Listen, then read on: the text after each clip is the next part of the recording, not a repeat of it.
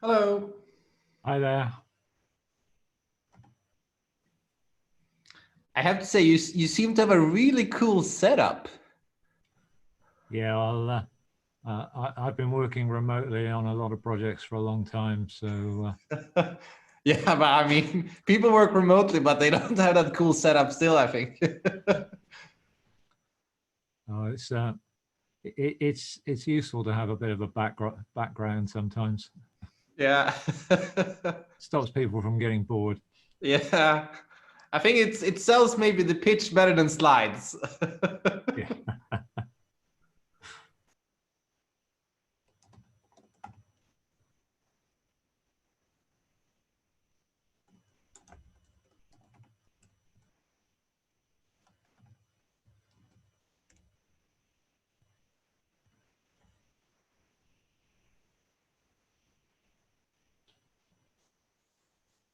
So I put a link in the chat to the SIG document if you'd like to just fill in your attendance details, and you can keep track of who's involved. Yeah, sure.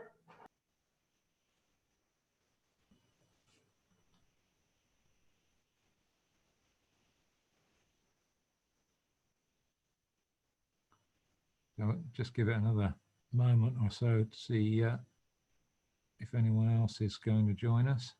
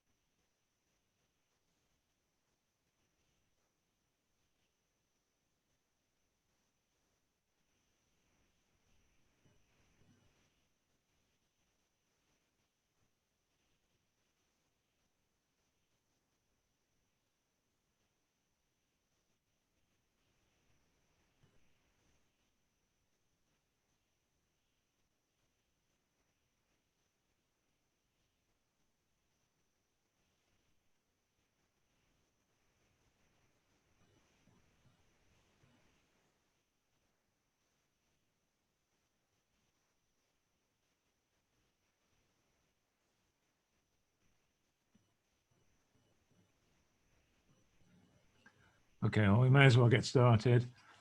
Oh, hello. Looks like we've got a couple of people joining in. Great. If you could fill your details in the documents linked in the chat, that will be helpful. Does anyone have any agenda items that they want to add to today's session, please?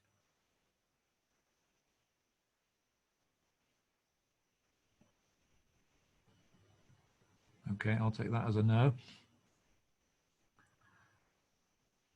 I wasn't able to attend the last session. Unfortunately, I was traveling, so I'm not sure if there were any outstanding action items from that. If anyone was in attendance and wants to report on anything, now would be a good time to shout out. Is this the same doc, Terry, which I started? It is the document that's linked in our GitHub repository. Okay, so there was I added a couple of lines for the meeting minutes for the last meeting there. I don't see them.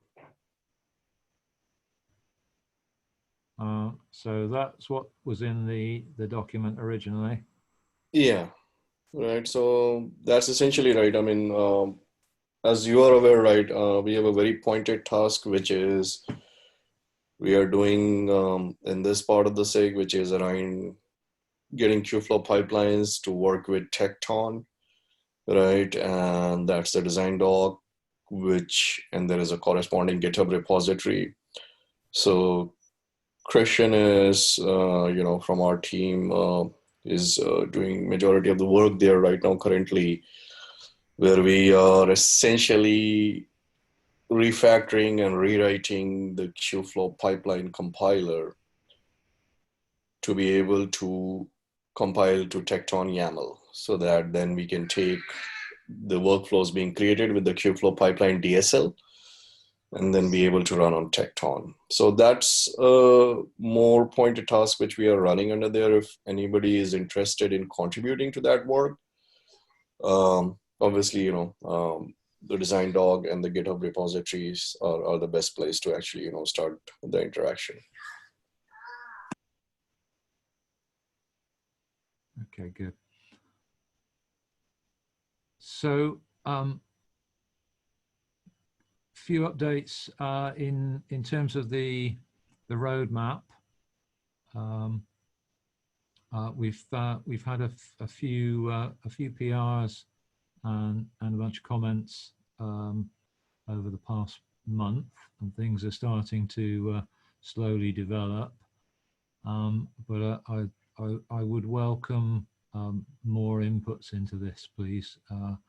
We've only got a partial view at the moment of what the key challenges are, and it'd be really helpful if we could broaden some of the viewpoints that are involved here. I would very much like to see the perspective from those projects that are already involved in the SIG, and how they see the challenges they're facing in this space. And it would also be good to try and get the cloud provider perspective in terms of how MLOps is impacting on service provision in the cloud, and how we need to factor in some of those challenges into the route forwards. So happy to accept PRs on the document, but if people are too busy for that, then feel free to discuss points in these sessions, or just message me with anything that you think should be added to the document. Is there anything that anyone has in mind at the moment that I think we should be including in here?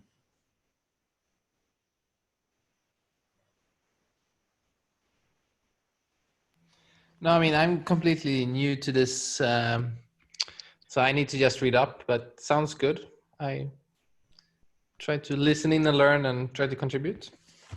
Yeah, and we genuinely want to get everybody's perspective, because this is one of those situations where what we're trying to do is give a fairly comprehensive picture of what the challenges are in respect of machine learning in production environments, and that includes the challenges of people who are perhaps new to operating in this area, or coming from different backgrounds and offering different perspectives. So if you feel there's anything in here that is obviously missing, or if you feel that there are things that really ought to be represented, then absolutely shout out. Sounds great. Just to give people a feel for what's happening in this area, we are broadly communicating the existence of the roadmap, and it seems to be generating quite a lot of interest. So I've spoken to a number of organizations who are meeting challenges in managing their machine learning and AI solutions in practice, and they're all very interested in what we're doing in terms of spelling out what those challenges really are, and how we can seek to address them in the future. So whilst we may not have a huge turnout in this group at the moment, there are quite a few people tracking this document and looking with interest to how we develop this over the next few years. So I think this will turn into quite an important piece of work, and hopefully we can derive quite a lot of value from this.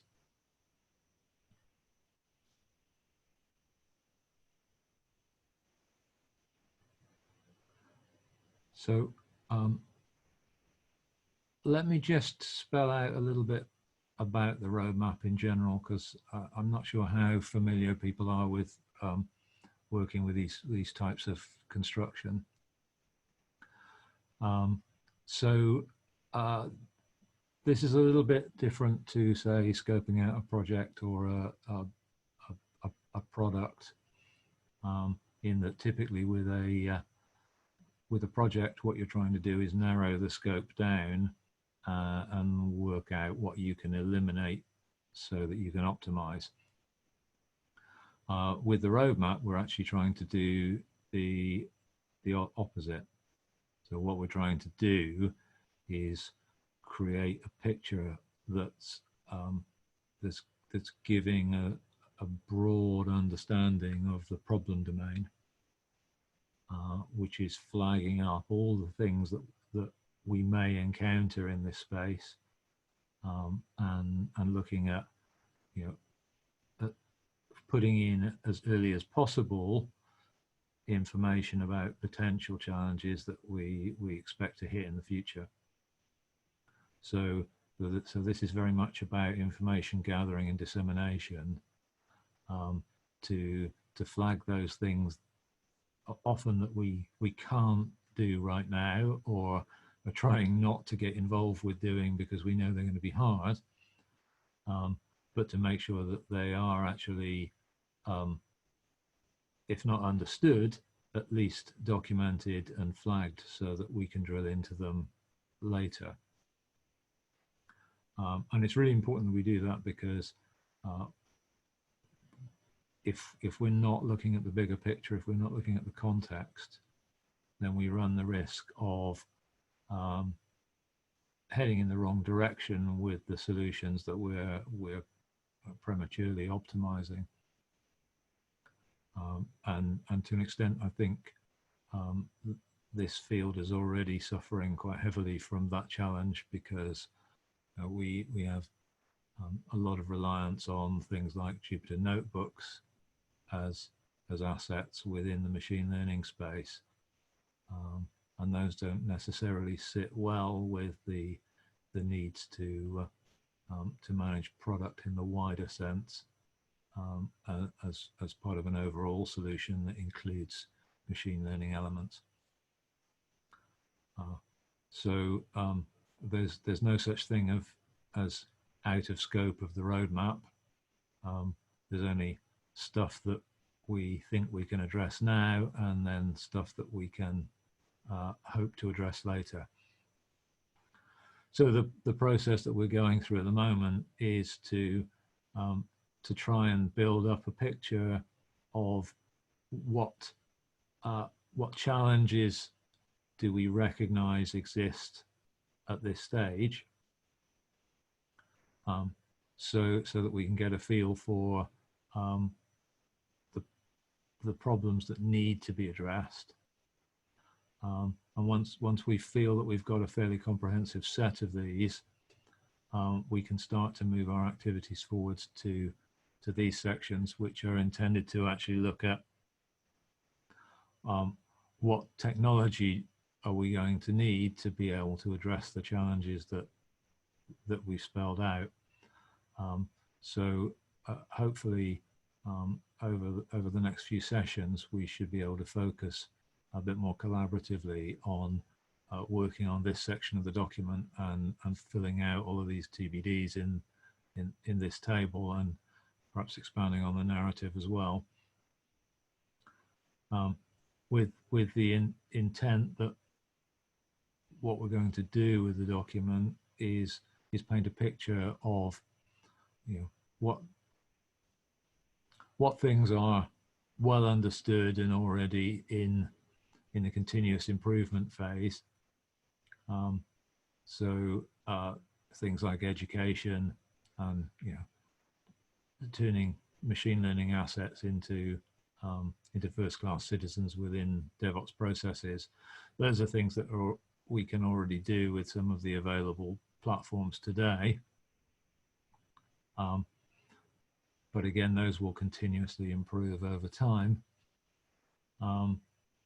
In some cases, we're looking at situations where we know solutions are under development, and then we can perhaps debate when those are likely to be completed and move into a continuous improvement phase.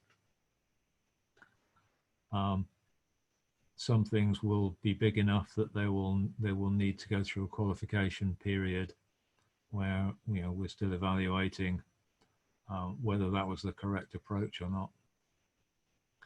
And then in other areas, we really either have not looked at things at all, so we need to flag those as for consideration, or we've got areas where we understand part of the problem, but we know we need to do more research to actually be able to get to a point where we can develop a solution. So the intention with this sort of map is to give people a fairly clear visual idea of when they can expect certain capabilities, or when there's likely to be demand for particular capabilities where we need to provide solutions. Are there any questions that people have about the roadmap? Anything that I can assist with at this stage?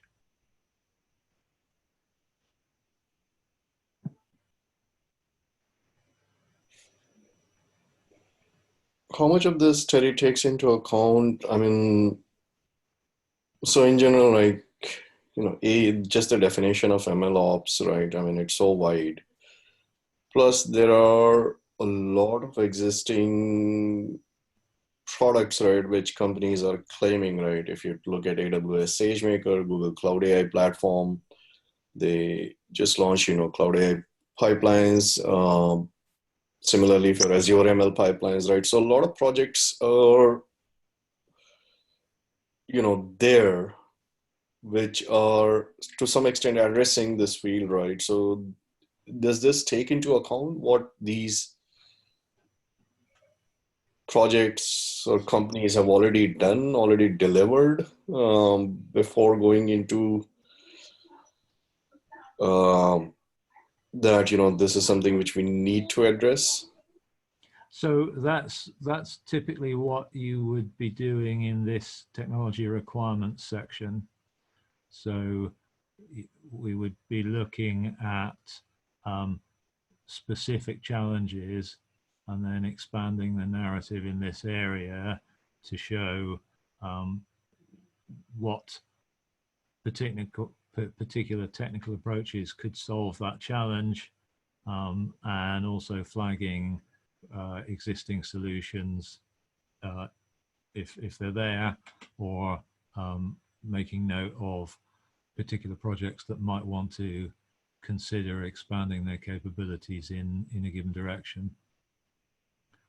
So the idea really is that the roadmap forms a kind of holistic definition of what MLOps should be, rather than as a branding exercise from a particular commercial perspective. But again, I mean, Terry, the question is,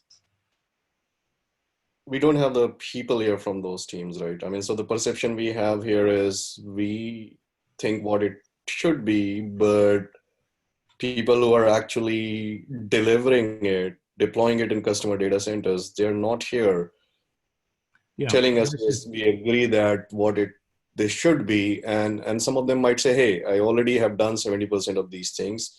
So the point is,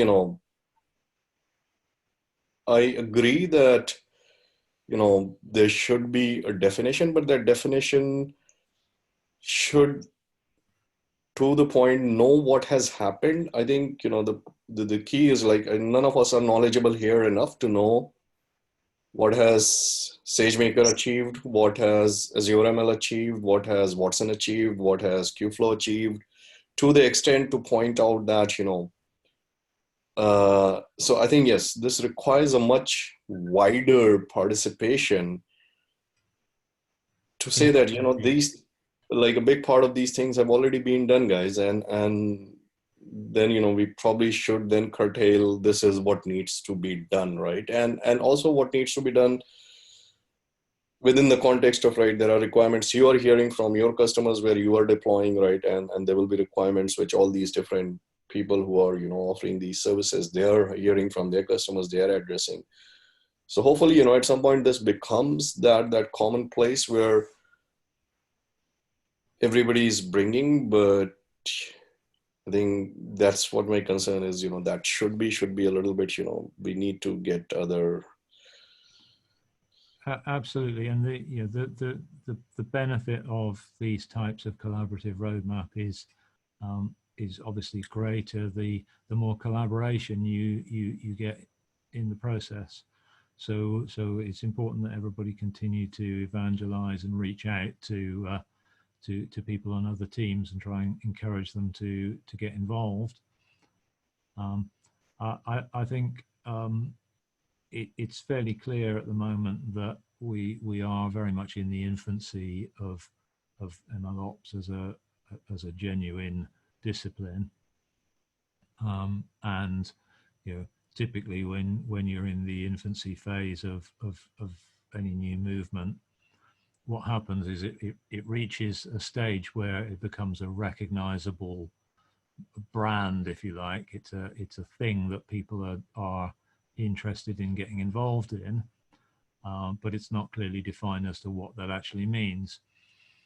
So usually the first phase involves a period of people taking existing tooling and bending that to get it to a point where they can believably add the new buzzword as a capability onto that tool set. So there's a kind of marketing phase that comes first where people take what they've got, extend it a little bit and relabel it, and then customers start to use it, and then you start to get the feedback on, well, actually this isn't solving the problems that I've actually got. It's not addressing the key challenges in the problem domain. And that's where people start to really focus on getting a good problem definition. The advantage of building a roadmap is that it becomes a central place where we can define a good problem definition that everyone agrees with at a generic level. So, I mean, a couple of things, right? So, I think, is there a past precedence of a roadmap actually predicting correctly where the industry goes, or is it more, the customers actually coming up with the requirements, which essentially shapes up what a particular field ends up being? The second thing is, and I'm now more thinking, right, for this to gain that sort of wider attention, I'm not sure if CD Foundation as such is the right place, right? I mean, I'm just thinking that, you probably need a much wider audience for something like this to become a reality, which is, has some sort of impact. And that probably, I'm just thinking like CD Foundation has a little bit of narrower perception and objective of focused around CI/CD, and the what you are listing here is has to go across multiple of these foundations maybe, and that's where my thing is. I think this might be too wide for an initiative in the CD Foundation, which is more centric around CI/CD pipelines, and then within that context we are looking at machine learning with CI/CD pipelines, right, where that field is going. So I mean, something for you to think, right, if you want this to have a little bit of wider reach, wider impact and participation, I think the place where we are running this might be too narrow a place to get you the kind of impact you want. Yeah. So I think, because obviously, you know, we've been having this discussion within the CDF, and certainly the broader view is that, you know, this is not about having very narrow disciplines about very specific projects. This is much more about trying to provide a center for collaboration where we can address these cross-cutting concerns, because, you know, realistically, you know, CI/CD as an approach is, you know, a set of tooling to support DevOps, and so we fit within that context, and, you know, MLOps really is just DevOps adapting to, you know, the challenges of machine learning assets, and all of that will come down to the point at which it has to sit within someone's implementation of CI/CD somewhere along the line. So there are definitely strong enough links here to make this a reasonable place to drive the conversation. Going back to your original question, I also collaborate on the IRDS roadmap, which is the international roadmap for devices and semiconductors. And in terms of your question about what benefits a roadmap can bring, the IRDS roadmap is actually what drives Moore's law. So the collaboration on that roadmap is one that looks 15 years into the future, and which spells out all of the challenges that are anticipated during that time period in order to continue to deliver to Moore's law or better. And so all of the work that's done on that roadmap is instrumental in directing and encouraging all of the collaborators and their organizations towards tackling the key problems necessary to keep us on Moore's law. So very much this type of road mapping is instrumental in moving things forwards in an effective way, and as long as it's done in a very open and collaborative way, it can be built into something which is very powerful and which produces a huge amount of value for everyone.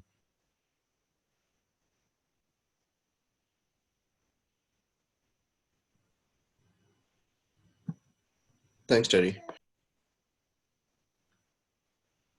So I don't want to take up people's time unnecessarily. So does anyone else have anything they want to raise at this point?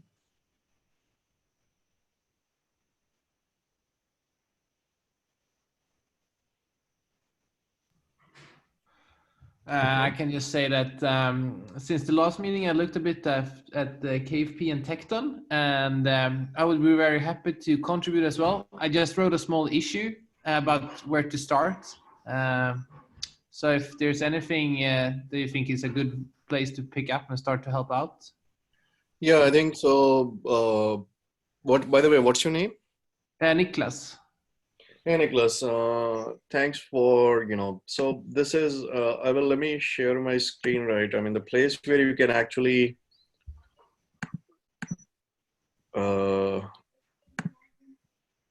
contribute, right? So I mean, if you are in the Qflow, right, also join the Qflow GSOC channel, yeah. Right? Is where we are getting, a little bit bigger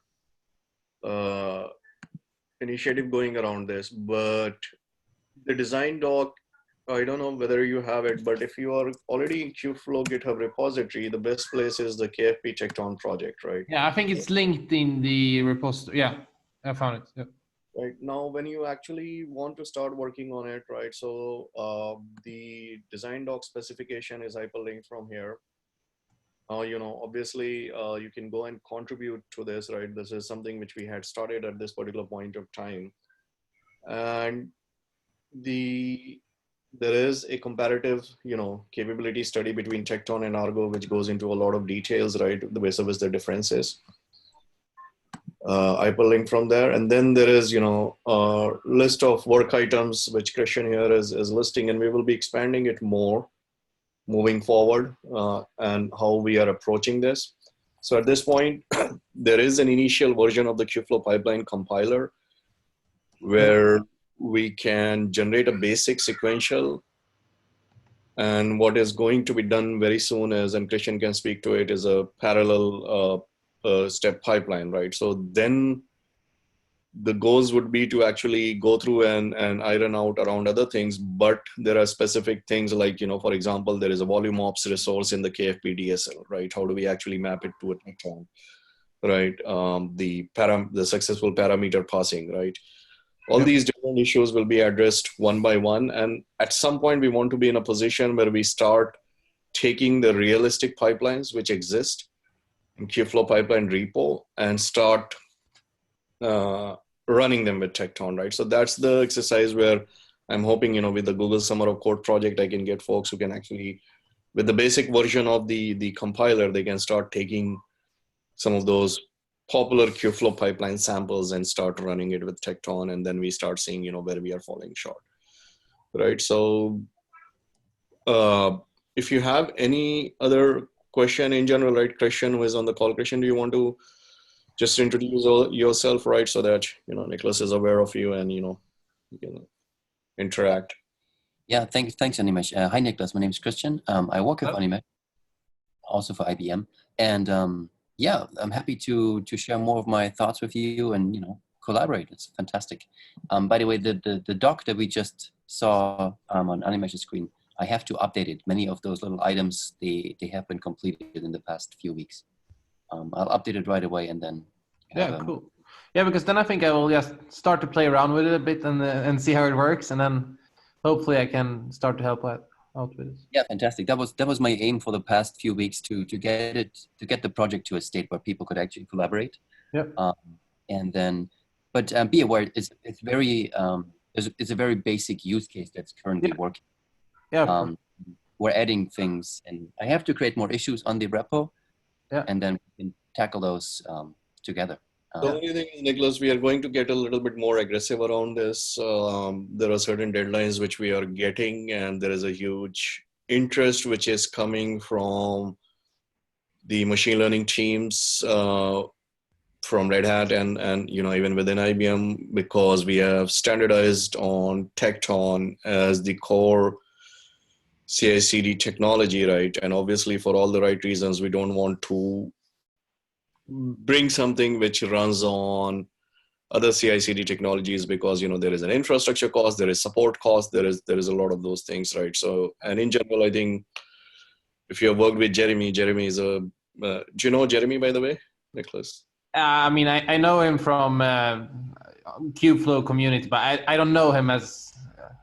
I don't know him, so to say, as a friend or something. But I know who he is. Yes. Is the founder of Kubeflow, right? He's a big fan of Tekton as well, and that's why we actually decided. He and I got together. We decided, let's do this project under the Kubeflow GitHub organization, but instead of starting it in the Kubeflow core pipeline repo, given that a lot of the things were unknown when we started, let's create another repository, and that becomes a central point of actually collaborating on the work, right? So that repository is your key point of contact. Now, I'm thinking, I'll get together with Jeremy and see, with the Google Summer of Code project, if we get enough people participating on this, what we are intending to do is then we create a Slack channel under the Kubeflow org, which is, specifically dedicated to this project.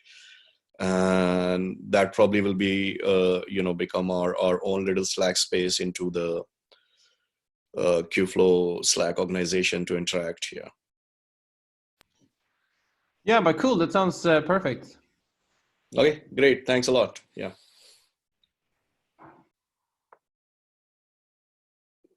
Okay. Thanks, Terry. All right. Thanks, everyone. And we'll see you in 2 weeks' time. Thank you. Yeah, bye. Bye.